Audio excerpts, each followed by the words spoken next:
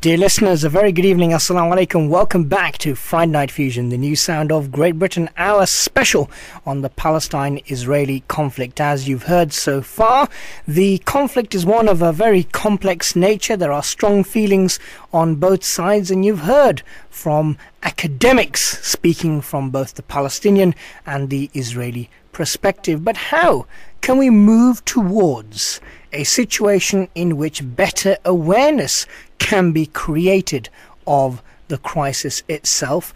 And can we possibly have a situation in which people who do regard themselves as pro-Palestinian or pro-Israeli can actually sit down on one platform and engage in peaceful dialogue? Well, joining me on the line now, I have an organisation that have actually played a key role in encouraging this form of dialogue ever since 2006. They've operated around the country, visited many universities, spoken to many students, journalists, academics, and people from all walks of life, really to create a better sense of awareness so that we can move towards a more cohesive approach to dealing with the issues that currently exist in the Middle East. I'm happy to say that joining me on the line, I have Sharon Al-Sudani, who is the Director of Outreach and Education at the One Voice movement. Sharon, a very good afternoon. Thank you very much for joining us on Friday Night Fusion. Good afternoon. Thank you for having me. First and foremost, before we talk about some exciting events that you have coming up, the One Voice movement, who are you? What do you do? The One Voice movement is a grassroots movement that was set up in 2002 at the height of the Second Intifada, and it was set up to mobilize the majority of Israelis and Palestinians who are willing to accept a two-state solution as a final resolution for the conflict between Israel and Palestine. Now, obviously, there are very strong feelings on both the Palestinian and Israeli side. I know you've been working very hard ever since your organization began to try to get both sides to sit down and engage in dialogue. How successful have your attempts been? Well, our main strategy is to work mainly with young people between the ages of about 18 and 35. The idea is that this is the next generation who will be the new voice and the influence to move things forward. We have two main programs that they participate in. One is the Youth Leadership Training Program. This involves training these men and women to be activists within their own society. They receive training such as public speaking, community mobilization, conflict resolution skills. And one of their main projects when they graduate is to facilitate what we call our town hall meetings program. This is a program where the youth leaders, once they graduate, go back to their communities. They organize a meeting which discusses some of the taboo issues that are blocking change on the ground. So this could be things like settlements, borders, refugees, Jerusalem, water resources. And they really encourage the society to try to find some level of consensus within their own societies in terms of what they would be willing to accept as a negotiated agreement on such issues. The final thing that they're involved with are high-level campaigns, which are creatively designed to get into the media.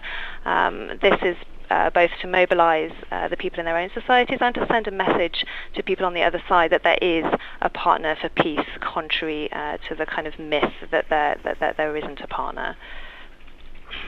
Now, in terms of success of these actual programs, a lot of people may argue that when you look at an issue as contentious and as controversial as that of Palestine and Israel, you will find groups of young people who, growing up in their households and their local neighborhoods, will be socialized towards a particular perspective. How easy is it actually to get them to see things from the other perspective? Some people often see teenagers in particular, or young people, as quite stubborn individuals who are very much set in their ways and perhaps are not prepared to accept another way of doing things or another way of looking at a particular issue, whatever that issue may be. Yes, it is certainly a challenge. I wouldn't say that One Voice's main goal is to necessarily get people to agree on things like historical narratives. We do try to build some understanding on both sides of different views, but our main goal is actually to have a very clear message. We have a common message that both Israelis and Palestinians sign up to when they join the One Voice movement, and that is to end the occupation and to establish the two-state solution based on the 1967 border with a shared capital in Jerusalem. That's something very clear. It's a clear call that our young people are able to promote in both societies, and to show that the same call is being made on the other side. So that's mainly the thrust of what we do, and we find that people acting actually in their own national interest within their own societies can be more effective for mobilization towards a concrete political change than just simply trying to understand the other side, although that, of course, is important as well. A lot of people may wonder that this concept sounds like a very interesting one and a very progressive and useful one, especially when we look at moving forward and actually looking at a way in which both sides can actually live in peace. I know you've worked very closely with British students and students around the world. In fact, even in the areas that we talk about, Palestine and Israel, do you actually foresee these young people as key brokers in attaining peace one day, or is your objective mainly to encourage education rather than moving forward for anything practical in the near future? Well, it's really both. I mean, education obviously plays a huge part, and I think one of the main problems within both societies in the region is perhaps that education has not always been involving a lot of different perspectives. So we do try to bring a variety of different perspectives, both in our work in Israel and Palestine and internationally. We run programs in schools, so for teenagers, as well as working, like I mentioned previously, with people over 18. And the other thing is obviously what you mentioned about creating that concrete change. Our activists are actually having political influence now, even at such a relatively young age. We're running some campaigns, for example, in One Voice Israel, which are calling for a settlement freeze. So creative campaigns such as a flash mob freeze that was done in Zion Square in Jerusalem this year.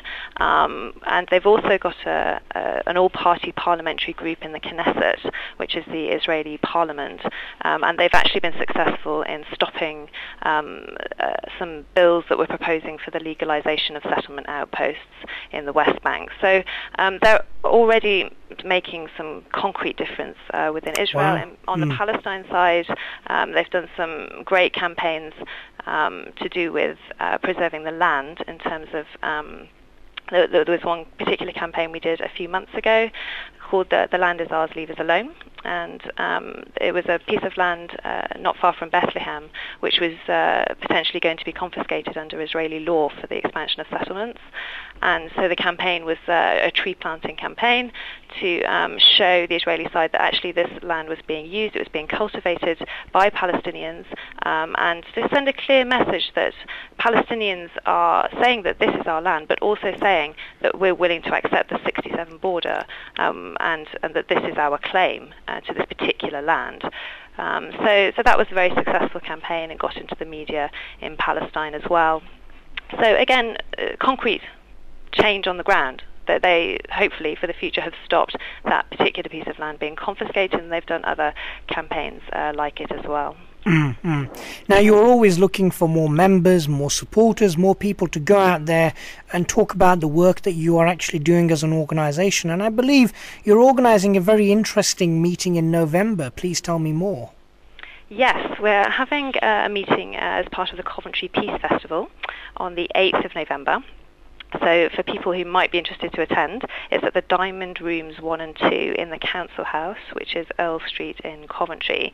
It's from 7:30 till 9 p.m.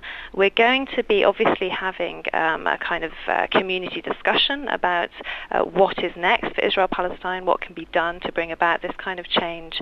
And we're also going to use a live video link to Israel-Palestine to speak to some of these young activists that I mentioned who've been through our training program and are actually doing activities on the ground. Right. Absolutely fantastic. And how can people actually attend this event? Do they need to buy tickets beforehand, or how does that all work? Nope, it's absolutely free. If you go to the Coventry Council website, you can get more information on the event. If people want to contact me, Sharon at onevoicemovement.org.uk, I can send them more information as well. But the event is completely free, and everybody is welcome to come and join the discussion. Okay, so it's happening at the Coventry Council House on the 8th of November between 7:30 and 9 p.m. Sounds like a fascinating event, and I'm sure a lot of people will welcome the fact that you're bringing young people at the forefront of this very important conversation, and they're actually practically making a difference on the ground.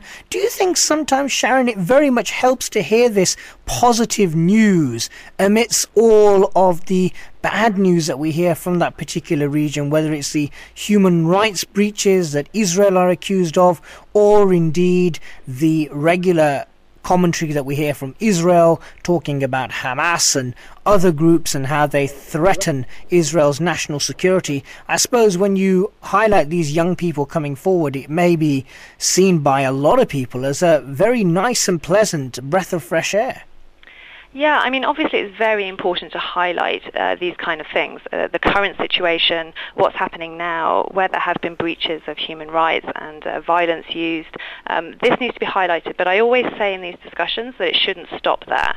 So often I go to events on Israel-Palestine and I hear all of that, and then it's just, the conversation ends there. But I think it's really important to ask what then should happen next. How can the change happen? And I think it's very refreshing for people in this country to connect with people in Israel-Palestine. Obviously, we as British citizens are concerned about what's happening over there, and for us to have practical ways in which we can support a win-win approach that promotes a solution rather than taking a side.